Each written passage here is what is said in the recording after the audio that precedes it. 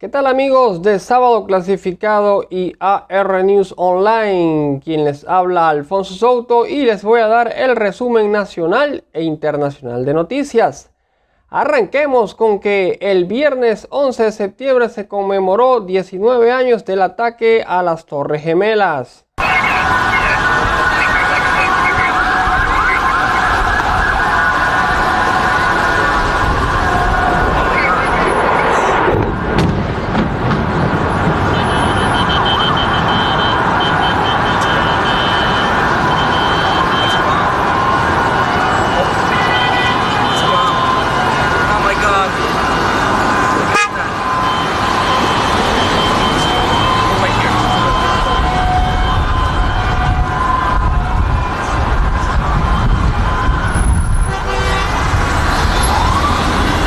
Laboratorios AstraZeneca manda a suspender ensayos en fase 3 hasta verificar qué sucedió con el paciente que enfermó de posibles efectos secundarios.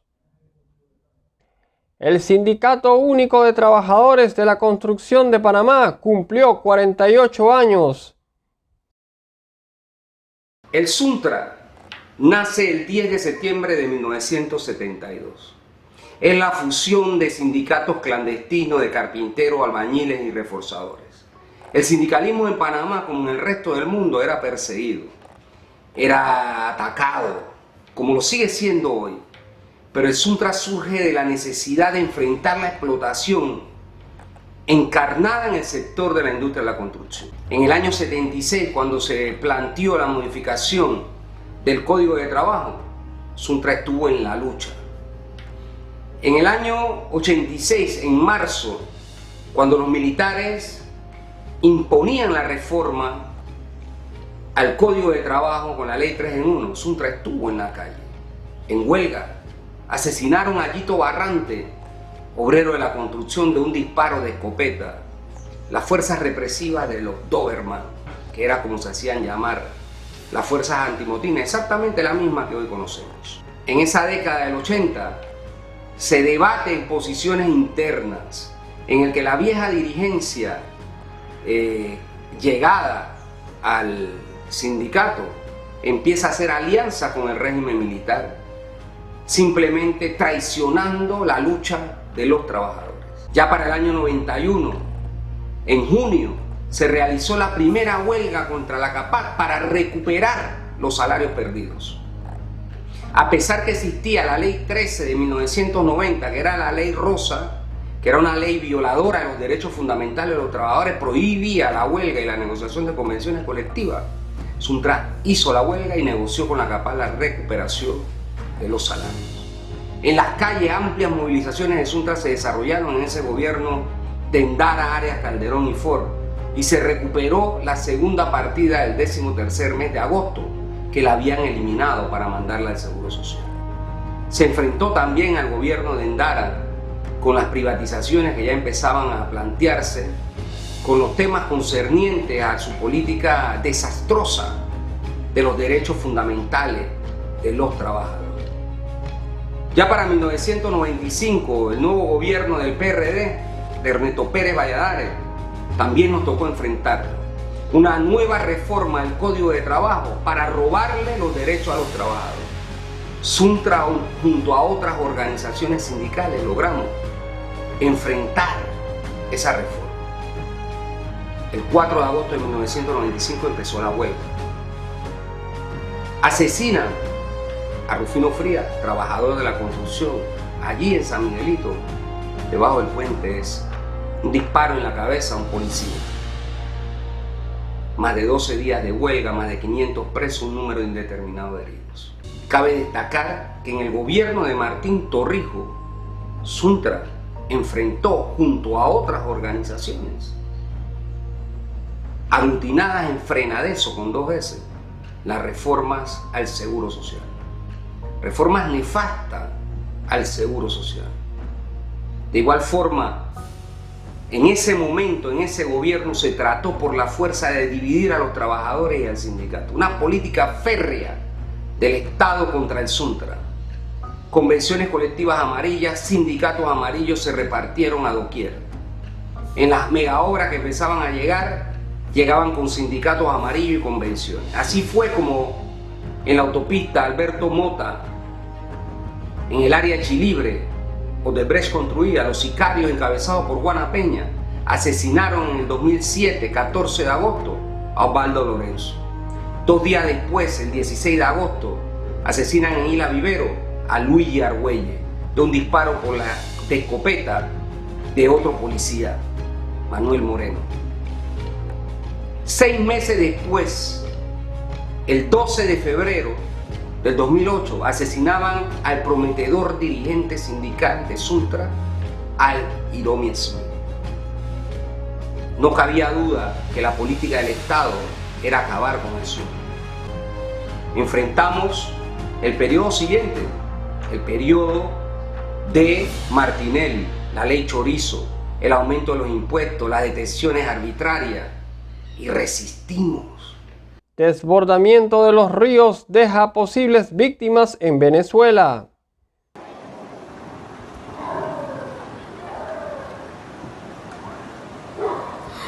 Mira eso. Se desbordó el río. Mira, mamá. Capturan líder de supuesta secta religiosa que violó y secuestró menores de edad. Tenemos declaraciones del ministro de Seguridad, Juan Manuel Pino. La captura se dio con cooperación de las autoridades comarcales, digno de reconocer, importante. Logran la ubicación de la persona, ya se está en coordinación con el Ministerio Público para llevarlo al sitio donde está la persona, para entonces hacer el proceso de judicialización. Reconocemos la ardua labor de las unidades del SENAN, día y noche, buscando a esta persona. Realmente es un caso de alto perfil que ocurrió, pero en Llano Amador, comarca Nové Gulé, pero gracias a la insistencia, gracias al compromiso que tienen las unidades de la fuerza pública con el orden público, con ese bienestar de la población, logran con la ubicación de esta persona que está siendo solicitada por el Ministerio Público. Una vez que se judicialice, daremos a conocer más detalles del caso. Incidente confuso entre estudiantes que se manifestaban en la Universidad Nacional y un funcionario del Ministerio de Gobierno y Justicia.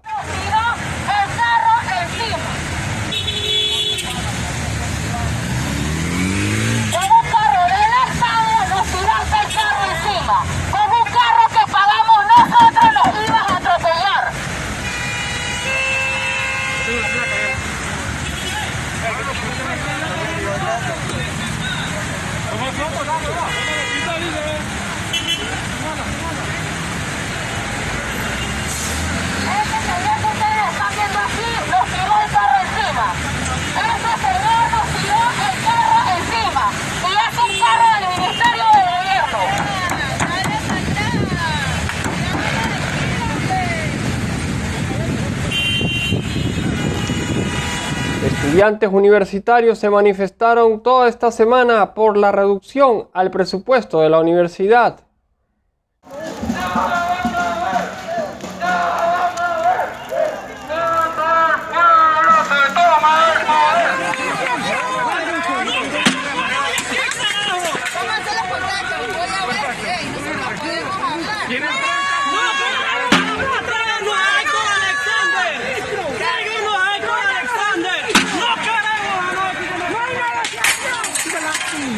Recibimos video de supuestos distribuidores de tomate botando la mercancía que no se pudo vender.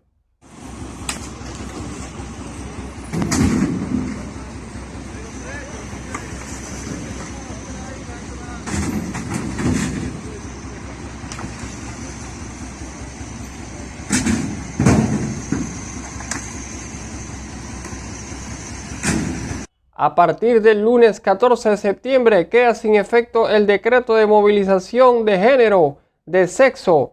También se modificará el toque de queda de 11 p.m. a 5 p.m. Y para el día de hoy, en los casos de coronavirus, tenemos lo siguiente: 389.532 pruebas realizadas, 5.007 nuevas pruebas realizadas, 285.652 pruebas negativas, casos activos 25.332, casos confirmados 100.330 y en las últimas 24 horas tenemos 615 casos, recuperados 72.858 casos, total de fallecidos 2.140.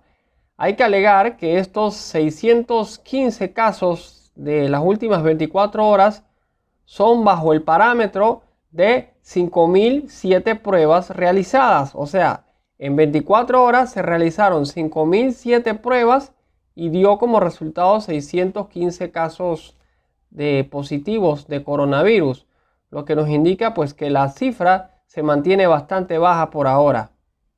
Bueno, dicho esto, vamos a pasar a nuestro segmento de opinión general de ciertos temas ocurridos tanto a nivel nacional como internacional. Partamos entonces con lo que fue lo más visto y escuchado esta semana, que es lo de los laboratorios AstraZeneca. En esta semana pues se supo que la compañía AstraZeneca, que trabaja en conjunto con la Universidad de Oxford, pues suspendieron los ensayos de las vacunas, ya que uno de los voluntarios pues enfermó de manera quizás un poco misteriosa. No se sabe exactamente de qué ha enfermado, si será por daños secundarios o es que ya tenía algo de esto. Algunos dicen que tiene que ver algo como con los nervios. No se sabe realmente. No han sabido dar la opinión de qué es lo que está sucediendo. Los científicos investigadores están investigando y dice que en las próximas horas pues ellos darán opinión de lo ocurrido. Lo que sí yo y nosotros como medio responsable tratamos siempre de orientar a los que nos escuchan. Estas cosas por lo general en la fase 3 siempre ocurren. Ese es el riesgo de la fase 3, porque ya se puede decir que es prácticamente una de las fases finales para una vacuna. Por lo general estas cuestiones ocurren. Se sabe que ya han inyectado a gran cantidad de personas, pero siempre puede haber uno u otro que tenga algún otro tipo de reacción secundaria hacia la vacuna. Puede ser, como se decía en estos días en un medio de comunicación, lo decía un especialista, puede ser que a última hora lo que haya que hacer es que simplemente haya que bajar un poco la dosis, porque a veces como la dosis es demasiado fuerte, pudiera ser que a algunos sí los afecta o a otros no. Pero hay que ser bastante positivos, porque si ya esta compañía está teniendo bastante éxito, este laboratorio, y en conjunto con la Universidad de la Oxford están teniendo bastante éxito, pues estoy seguro que posiblemente, y pongámoslos en manos de Dios también, seguro que fue otro tipo de reacción y a lo mejor no tiene nada que ver con la vacuna que se inyectó. El punto que les quiero decir con esto es que todo este tipo de cuestiones pueden ocurrir en la fase 3 y ya se buscará la forma pues de mejorar.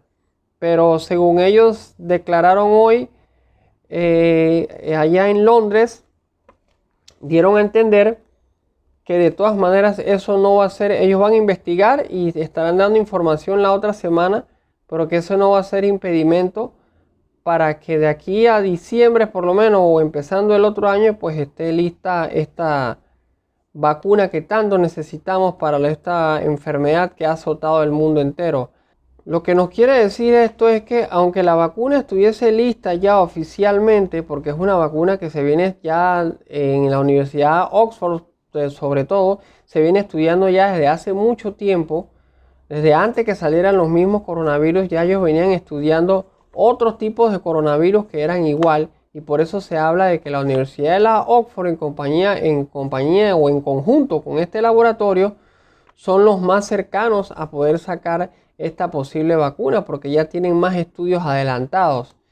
Lo más seguro es que si, como les decía hace un rato, si está lista para diciembre, oficialmente o una confirmación ya oficial será como para abril. ¿Por qué les digo que para abril? Porque en abril de este año fue que empezaron a inyectarse los primeros voluntarios.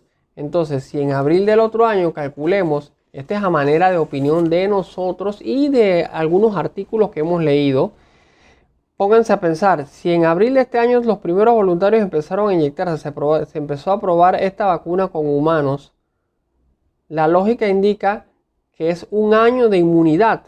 O sea que posiblemente oficialmente la inmunidad se confirmaría para abril del otro año. Bueno, vámonos entonces con otro tema. Y es que aquí en Ciudad Capital de Panamá, pues en el día de ayer se le dio captura al dirigente de una secta religiosa que era un menor de edad y mantenía en su poder, pues, creo que 2 menores de edad. Y también está acusado de él y la secta de ellos, pues están acusados de violación a varios menores de edad y privación de la libertad. El puntito que decimos nosotros aquí es simplemente nuestras comunidades indígenas, por lo general, en esas montañas internas, gozan de poca seguridad.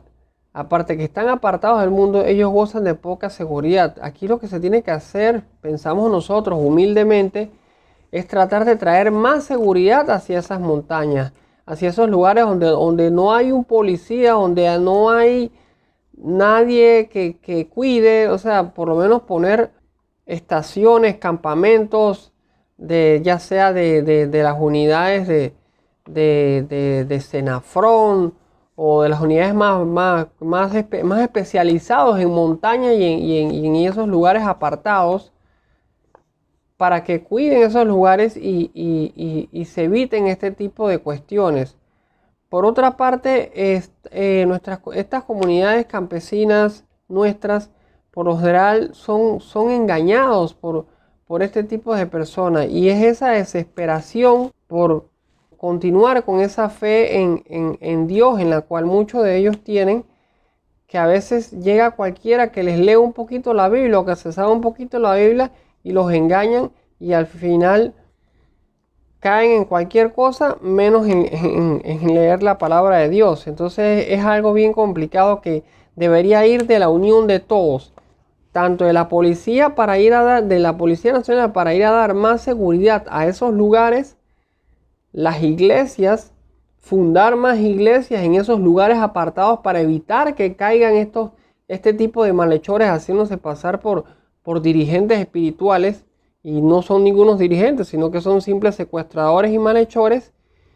Y por qué no decirlo, o sea, todas las iglesias que crean en Cristo, pues tratar de hacer lo posible por instalar más iglesias en esos lugares.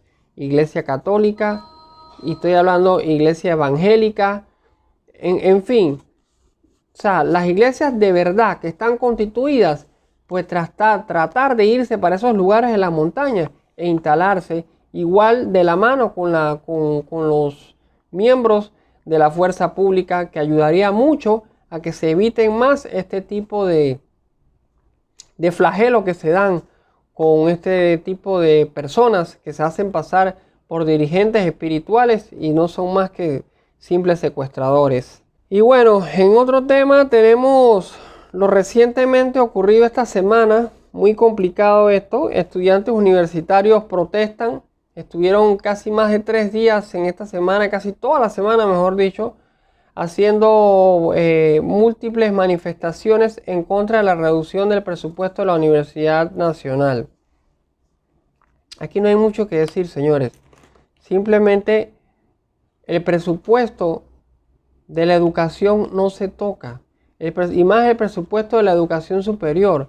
El presupuesto de la educación superior y más de la universidad estatal es el presupuesto que nos va a formar como profesionales. Y si el poco presupuesto que se le da a un estamento como lo es la Universidad Nacional se lo vas a recortar, entonces ¿a dónde vamos a dar? O sea, ¿cómo va a quedar la educación de nuestro país? Si ya de por sí la Universidad Nacional y la Universidad Tecnológica tiene bastantes problemas para preparar a nuestros alumnos porque no gozan de buena tecnología. Fíjense, yo le doy un ejemplo. Cuando yo estuve en la universidad, en la Facultad de Comunicación Social, yo recuerdo que solamente para uno ir a los laboratorios de computadora, uno tenía que sacar cupo. Y a las finales, póngase que de 60 alumnos, ese semestre solamente se lograban matricular 35 alumnos. Y los demás quedaban por fuera para el siguiente año porque no habían máquinas, no habían computadoras. En el laboratorio, por ejemplo, de edición y de producción, solamente había una sola máquina de edición que había sido donada en aquel entonces por la Embajada de España. Posteriormente, bueno, le estoy hablando de hace tiempo, ¿no? Del 2003. Posteriormente, fueron aumentando más presupuestos, entre los presupuestos y una que otra cosa, pues ya fueron aumentando la cantidad de máquinas, pero con todo y eso siempre hay que estar sacando cupo para poder entrar a los salones de cómputo. O sea que lo que nos indica es que no alcanza para todos. Siguen habiendo ese tipo de deficiencias que tiene la Universidad Nacional. Y ahora, si le recortas el presupuesto, entonces, ¿qué va a ser de nuestra primera casa de estudios? Así que básicamente se lo dejo ese tamaño y que hay muchas formas de poder acabar con esta pandemia, pero no tocando los puntos sensitivos que son la salud y la educación y la vivienda. Bueno, así que bien dicho todo esto, pues no me queda más que decirles que gracias por su atención. Estuvo con ustedes Alfonso Souto para Sábado Clasificado y AR News Online en el resumen nacional e internacional de noticias y los estaré viendo la próxima semana, Dios primero. Hasta luego.